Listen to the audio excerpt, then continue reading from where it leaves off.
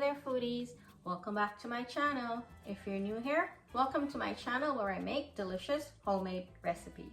So today we're gonna make some nice hot egg ball, and I have here in front of me my cassava. So I used fresh cassava. I peeled it and I broke it down into these little cubes. I left one of these pieces so that I can show you why I use fresh cassava. So you know, when you cut open in the middle, see these veins? I don't really like to boil my cassava with the veins inside, so I just cut it into fours and I'll run the knife down the edge here. This is what you're going to be fishing out if you boil your cassava with the veins inside. So I just usually do that, and then I'll run my knife through and make some cubes. This one doesn't have any, and the other one will probably have a piece. So this one doesn't have it. This one's going to have it. So you see there's a little piece here. Just run your knife and cut it into cubes. And when I cut it to this size for boiling, I see that it boils faster and better, and it cooks through properly all the way to the center. I mean, if you want to use frozen cassava, go ahead and do so. It's up to you, but I like to use my fresh cassava. So here I have about 4 pounds of cassava after peeling off the skin, and to that it should cover about 18 eggs. Yes, I'm making a lot of cassava balls today. And for boiling, I like to add some salt. So I have 3 tablespoons of salt here. I'll just divide it, half for the cassava and half for the egg. So let's start boiling up our cassava and our egg. So I added my cassava to a large pot here, and I added water enough to cover it about 1 inch. So I'm gonna add half of my salt in.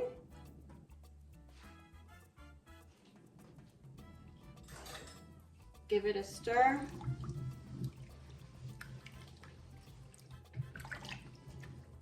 And I'll let this come up to a boil, and it'll probably boil for about 15 to 20 minutes. I'll go in at the 15 minutes mark to check it to see how much it needs to be boiled more, because every cassava ball is different, right? So at the 15 minutes mark, I'll come back and show you what it's looking like, and then I'll also show you what you should be looking for. So let's now start putting our eggs to boil. So here I have my eggs. I gave them a rinse and I added them to cool water. I added my salt already, so I'm gonna leave this covered and I'm gonna boil it for about 10 minutes, because that's usually how long eggs take to boil. And peel them, and then I'll come back and show you what we should be looking for with the cassava. Okay, so my cassava has been boiling for exactly 15 minutes. Let's give it a check. I think it's ready based on how it looks. So a couple ways to know if your cassava is boiled right. So remember, before you put it in the water, it's completely white, right? When it's cooked through, it turns somewhat of like a transparent type color. So here I have some. I'll put my knife through it, and they're cutting really easily. So, and remember, for cassava ball, you want to have the cassava cooked, but you don't want to overboil it, because then the mixture will be too soft, right? And you don't want that. So I'm testing multiple pieces. As long as my knife can go through with minimal effort, that means it's ready. So what I'm going to do, I'll drain this and I'll show you how I mash it up. All right, so I drained my cassava and now it's time to mash it up. I don't know if you can see if the camera is picking it up. This is very hot, and all of the steam that's coming out, be careful with it, it's gonna get into your face. So the ideal time to mash this is when it's nice and hot, because then it's still a little soft, right? And remember how I cut up the cassava and processed it before boiling it and took out all those veins or those strings? I don't have to fish through hot cassava to get those strings right now. So I'm gonna continue to mash this until it's completely smooth. And what I'll do, I'll let it cool down for a little bit because I can't go in with my hands right now. It's too hot. And in the meantime that this is cooling down, I have my eggs to peel. So I'll do that and I'll allow this to cool down. And also at the same time, I'll get all my ingredients that I usually put into this to season it up. So I'll see you when it's time to season this up. Okay, so my cassava has cooled down enough to where I can pick it up and hold it in my hand without getting burned. So what I'm gonna do, I'll just go through and just give it one final mash with my fingers to make sure there's no like unmashed cassava. If you do feel any of those, just squeeze it with your fingers, it should be fine. And if it's not mashing up, just take it out because it's gonna affect your cassava at the end when you're gonna try to ball it around the eggs. So I'll just do this for a few minutes, making sure everything is nice, mashed and smooth. So I'm feeling a couple of like, these is what I'm talking about. This will never boil. It's because of a hard part in the cassava. No matter what you do, it will never boil. So if you find any of these, just pull it out. Very rarely you would find these. So if you see any, take it out. So I'm gonna continue to just give this one final mash with my hand and then I'll come back and we'll start seasoning up. Everything's nice and smooth. And here I have everything that I like to put in my cassava mixture to make my egg ball. You can season your cassava mixture however you like, but these are everything that I like to put in here. So here I have 1 tablespoon of black pepper, 1 tablespoon of onion powder, 1 tablespoon of sugar, 1 teaspoon of, 1.5 teaspoon of salt, 1 teaspoon of adobo, 1 tablespoon of garlic powder, 1.5 teaspoon of Ajee, 2 teaspoons of roasted jeera, and about half a cup of green onions. So for the green onions, just use the green parts, not the white parts, because it's going to create lumps in the mixture. So I'm just gonna go in with everything. My black pepper. So I'll go in with these amounts as of right now. And when I'm finished mixing this up, I'll give it a taste to see if I wanna add anything more to it.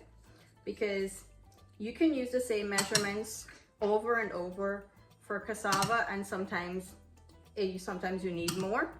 So depending on your taste preference, you can omit or you can add more of something here.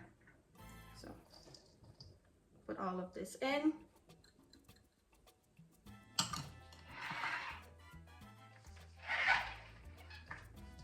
Give this a good mix.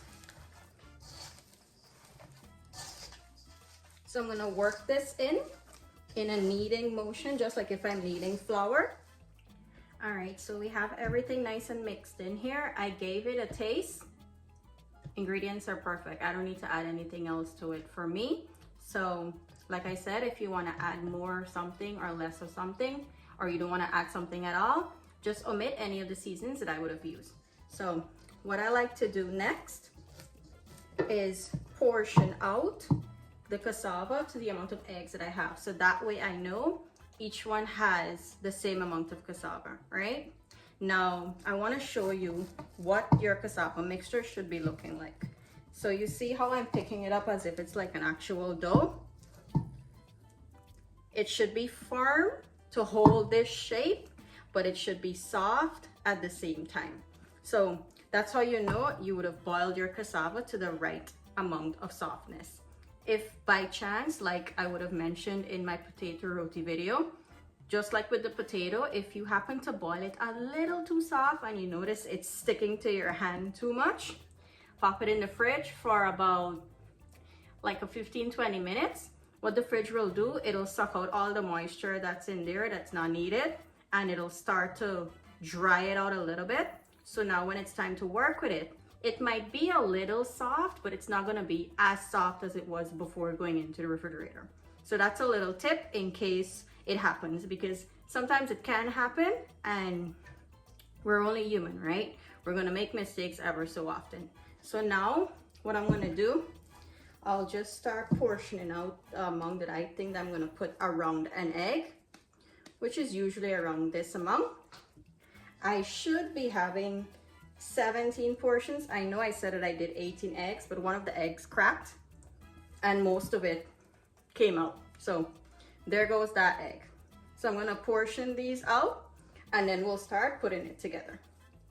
Okay, so I finished making my portions. Here I have my eggs. This is the little sucker that cracked and opened up and the yolk and some of the white escaped. So I'll put my eggs to the side here.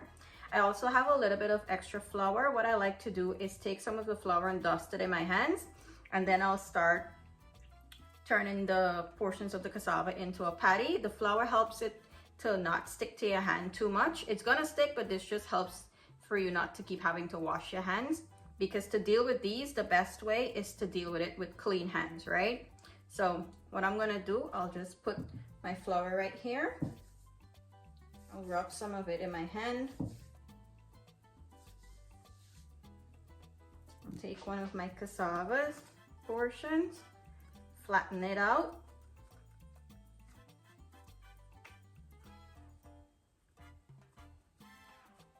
One of my eggs, put it right in the middle, and then I'll just start to close it up. Make sure to close it up properly so that the oil does not seep in there when you're gonna fry it, and also for it to not break up in the oil too. So I'm just gonna roll this around. See how my hands are clean because of the flour? And ever so often, just dust your hands in the flour. Once you feel this starts to stick, dust your hands in the flour. So here I have my first rolled egg ball. I'll continue and finish up the rest, and then we'll head over for frying. Right now, I have my oil preheating so that when I'm done here, I can start frying up. Here I have 1 cup of biscuit crumbs. This is totally optional. This is just how I like to do mine. You can use pulaurie batter mixture. You can use plain flour. However you like to do yours, do it your way. So here I have 1 cup of biscuit crumbs, and I have 2 tablespoons of water, and I have a packet of sazon here. I like to use the sazon, not really for flavor, but it gives it a nice color on the outside. So when it's gonna fry up to a nice golden brown color. So what I usually do, I'll put in my sazon. Give it a stir until it's fully combined. Okay, so here I have my biscuit crumbs, my sazon, and my water. What I usually do, I don't dunk the cassava ball in. I just take a little bit, rub it on my hand, and then I just rub the cassava ball like this inside. A little bit on my hand, rub it around so you see how it's giving it a nice color. The camera is not picking it up exactly as it is, but in person, it's giving it a nice light yellow color. So remember, don't add too much to make a wet exterior, just to change the color. And after that's fully coated with the yellow color, I just roll it in my biscuit crumbs. You don't need a lot, just a nice light coat of the biscuit crumbs, so that when you fry it, you get a nice crispy crust. So this is what it looks like. I'll continue to coat the rest of these and roll them in the biscuit crumbs, and we'll start frying. Okay, so my oil is nice and hot. As you can see, I have one that I already fried. That was my tester to see if my oil was hot enough. So now what I do, I put it in my frying spoon and I just gently flip it over, and I want oil to touch the top that is not within the oil, if that makes sense. So I fry them 2 at a time, so I'll show you what I do. I just gently put it in and flip it over. The reason why I let oil touch the top here while it's frying is because I want to give it an instant seal so that it doesn't loose up in the oil. So These don't take very long to fry. Also, while it's frying, I give it a flip, like about a minute into frying, because I don't want it to get that burn spot at the bottom. So to help avoid that, just gently give it a flip, and at the same time you don't want to mess with this too much, right?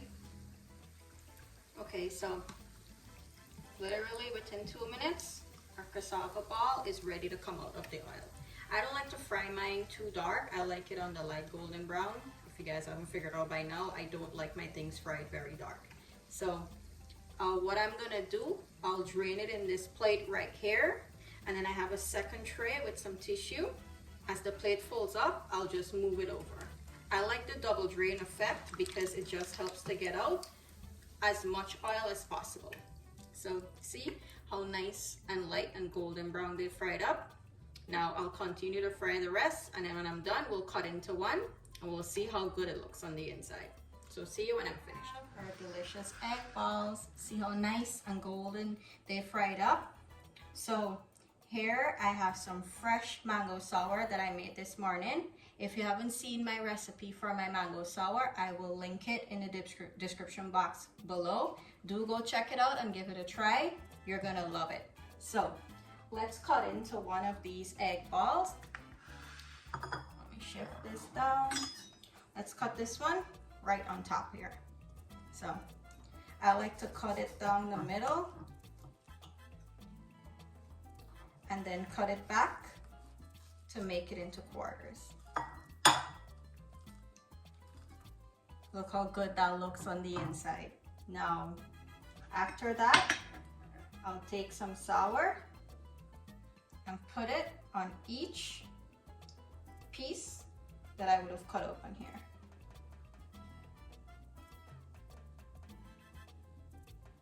There you go. Now each piece has some sour on it. Take a look at that. Look how delicious and appetizing that looks. So I hope you guys enjoyed my recipe today. Do give my tips and tricks a try to see if it works for you. Thank you guys for watching today. If you're new here, do subscribe to the channel for more delicious recipes. Thank you guys for watching. Do enjoy the rest of your day. See you on the next recipe.